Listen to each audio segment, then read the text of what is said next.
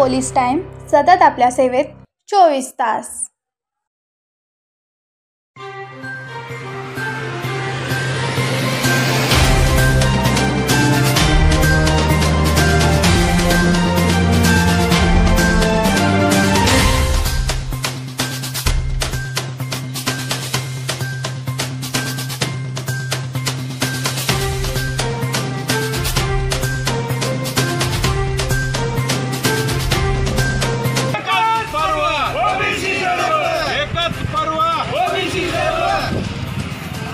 एक ओबीसी, एक ओबीसी,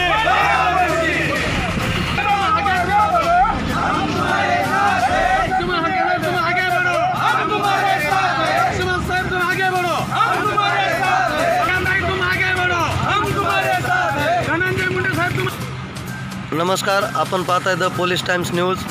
सिरसाळा या ठिकाणाहून अनेक ओबीसी बांधव प्राध्यापक लक्ष्मण हाके सर आणि नवनाथ वाघमारे सर यांच्या उपोषणाला समर्थन देण्यासाठी अनेक नागापूर सर्कल तालुका परळी या ठिकाणाहून अनेक ओबीसी बांधव या ठिकाणी गाड्यांचा ताफा घेऊन वडीगोद्रीकडे निघत आहेत। आपण त्यांच्याशी या ठिकाणी बातचीत करणार आहोत।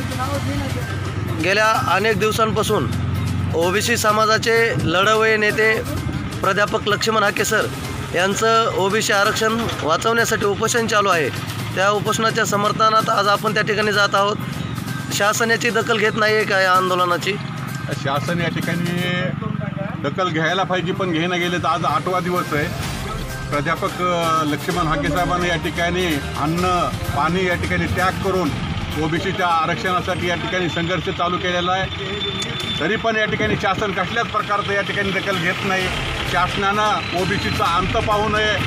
आज या ठिकाणी ओबीसी जे काय असणारा बहुसंख्यक समाज आज ओबीसीमध्ये येऊन ओबीसीला उद्ध्वस्त करणारा, जे काय 385 जाती असणाऱ्या कुंभार असेल, सुतार असेल, अशा ज्या छोट्या छोट्या जाती येतात त्या ओबीसीमध्ये, मग अशा ओबीसीच्या जातीला या ठिकाणी जे आहे संपवण्यासाठी काही लोकांचे या ठिकाणी प्रयत्न आहेत। या ठिकाणी मुख्यमंत्री आणि उपमुख्यमंत्री या सरकारनं तात्काळ या ठिकाणी लक्ष्मण हाके साहेबांच्या या ठिकाणी संघर्षाला, या ठिकाणी उपोषणाला लवकरात लवकर हे करावं नसता याचा परिणाम या ठिकाणी वाईट होणार आहे, असं या ठिकाणी आपण तुमच्या माध्यमातून या ठिकाणी मी सरकारला सांगतो। लवकरात लवकर हा प्रश्न मिटला तर ठीक आहे, नसता या सरकारला याचे परिणाम या ठिकाणी बघावं लागतील। लोकसभेचं इलेक्शन आपण सर्वांनी पाहिलेलं आहे। त्या इलेक्शनमध्ये मनोज जरांगे पाटील असं म्हणतायत की आमचं कुठल्याही समाजाच्या विरोधामध्ये आमचं आंदोलन नाही आहे, पण ओबीसी समाजाचे असतील किंवा धनगर समाजाला जरांगे पाटील आवाहन करतात की आम्ही धनगर समाजाला सोबत घेऊन त्यांच्या आरक्षणाची देखील लढाई या ठिकाणी लढू। तर त्याच धनगर समाजाचे महादेव जानकर हे लोकसभेचे उमेदवार असताना देखील त्या ठिकाणी गुपित बैठका झाल्या, असं सर्वच ठिकाणी लोकांमधून चर्चा आहे। तुम्हाला काय वाटतं? या ठिकाणी काय केलं जरांगे साहेबांनं? मराठा आरक्षणाचा जे संदर्भ घेतला त्यांना मराठा आरक्षणाचा संदर्भ करायचाच नव्हता।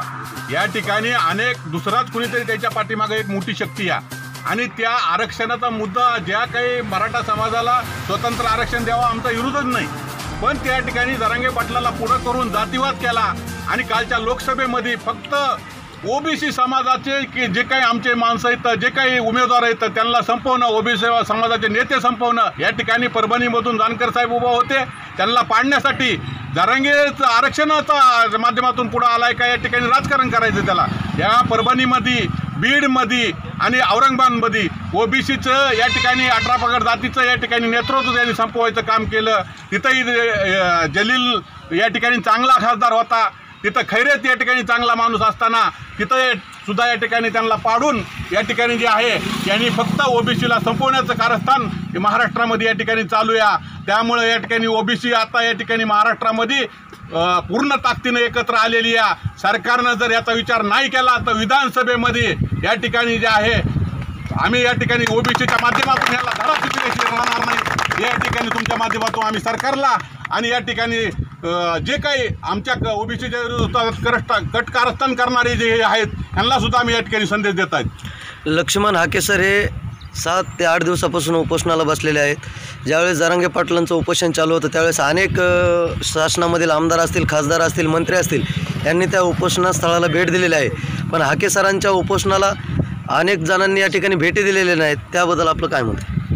कुठला मुख्यमंत्री आला नाही किंवा उपमुख्यमंत्रीसुद्धा तिथं आला नाही. त्यांनी यायला पाहिजे होतं, त्यांनी भेट द्यायला पाहिजे होती, त्यांचं शांतवन करायला पाहिजे होतं, पण ते केलेलं नाही. सरकार जे आहे वेगळ्या माध्यमातून चालले आणि आज जे काय लोक तुम्हाला सांगतो निवडून आलेत या ठिकाणी ओबीसीच्या माध्यमातून अनेक ओबीसीचे नेते पंकजाताई असतील, धनंजय मुंडे साहेब असतील, आता प्रकाश आंबेडकर या ठिकाणी भेट द्यायला आलेत. तुम्हाला सांगतो वडेट्टीवार काँग्रेसचे भेट द्यायला आलेत. अनेक लोक या ठिकाणी ओबीसीचे जे आहेत नेते आमचे ते या ठिकाणी भेट द्यायला आलेले आहेत. सरकारनं या ठिकाणी वेगळ्या माध्यमातून आम्हाला त्रास देऊ नये. या सरकार हे मायबाप आहे. या ठिकाणी येऊन जरांगे पाटलांनी हे हाके साहेबांनी या ठिकाणी जे आहे आपला अन्नत्याग करून या ठिकाणी आज 8वा दिवस आहे. सगळा या ठिकाणी ओबीसी समाज त्यांचं कुटुंब या ठिकाणी जे आहे संकटात आहे. मायबाप सरकारनं लवकरात लवकर येऊन याच्यावर तोडगा काढावा, नसता महाराष्ट्रामध्ये याचे परिणाम या ठिकाणी वाईट होणार आहेत. ओबीसी आरक्षण हे ऑलरेडी कोर्टामध्ये गेलेलं आहे. या आरक्षणाच्या बाबतीमध्ये कुणीही बोलण्यासाठी त्या ठिकाणी किंवा कुठलंही शासन त्या ठिकाणी त्याची गांभीर्याने दखल घेत नाही.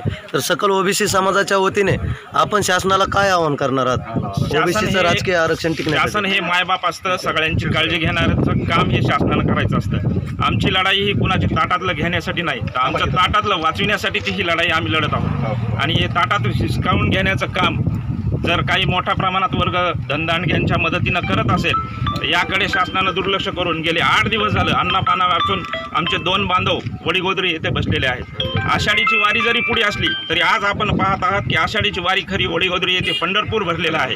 याकडे शासनानं लवकरात लवकर दखल घ्यावी व या ठिकाणी जरांगेच्या लांगून लाचन करण्यापेक्षा हाके सरांच्या उपोषणाला भेट देऊन यातून मार्ग कसा काढण्यात